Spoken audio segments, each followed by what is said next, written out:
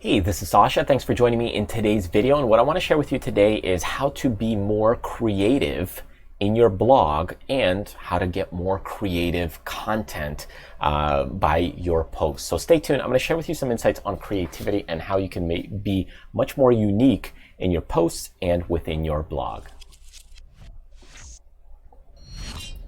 All right, so a lot of people that are writing blog posts, many times blog posts sound and seem generic. If you've seen a lot of blogs out there that just kind of, hey, this stuff is very similar to the other stuff that many people are talking about, and then this list sounds very similar to the other list. Now, sometimes that's fine because the content is very simple, it's kind of generic, and it's just there to kind of get some views. And you may want some of that type of content in your blog post. But if you're trying to go ahead and be more original, more creative in your blog, maybe use kind of unique concepts, then how do you do that? How do you be more creative? Where does creativity come from?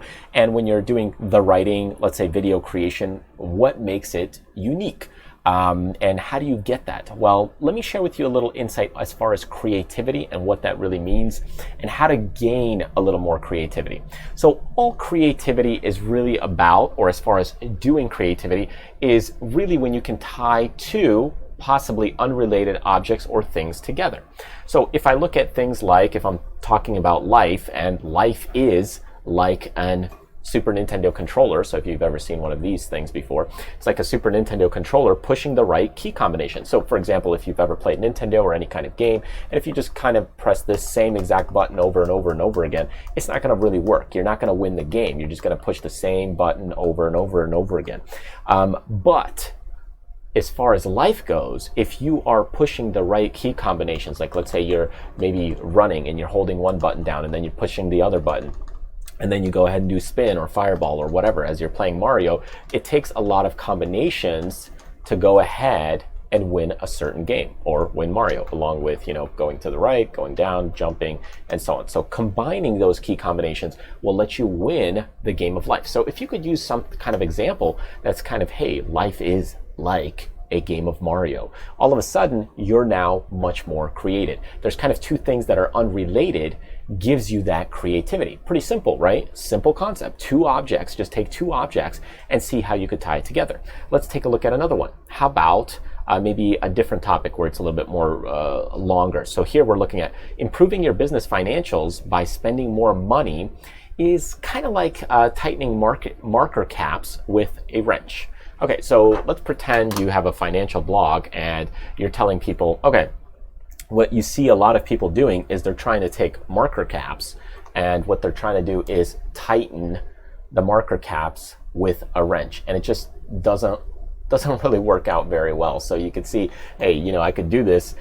There's no point. It doesn't make sense, right? Why would you go ahead and tighten a marker cap with kind of a wrench or a tool? Maybe in some cases if it's stuck, but in general, it's not going to happen. So by using this example, it's like, why would a business spend more money to try and tighten up the budget and make better financial choices and improve the finances by doing something like this? It doesn't make sense. So you could see how now using two unrelated objects, I could again tie another idea example to specifically illustrate what I'm trying to get across. So that's really what creativity is all about in the simplistic form.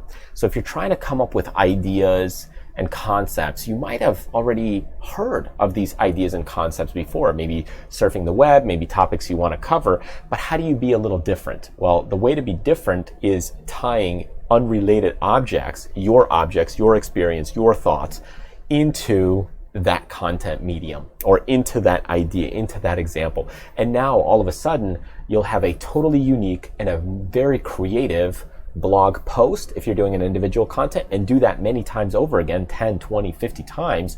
And now you're going to have a creative or creativity within your blog. So as you're posting hundreds of content pieces, you're going to have a very creative, very unique blog. So start doing that. That's kind of a simplistic basic level, and you can kind of ramp this up much more and tie it into whatever it is you're doing within the niche that you're working on.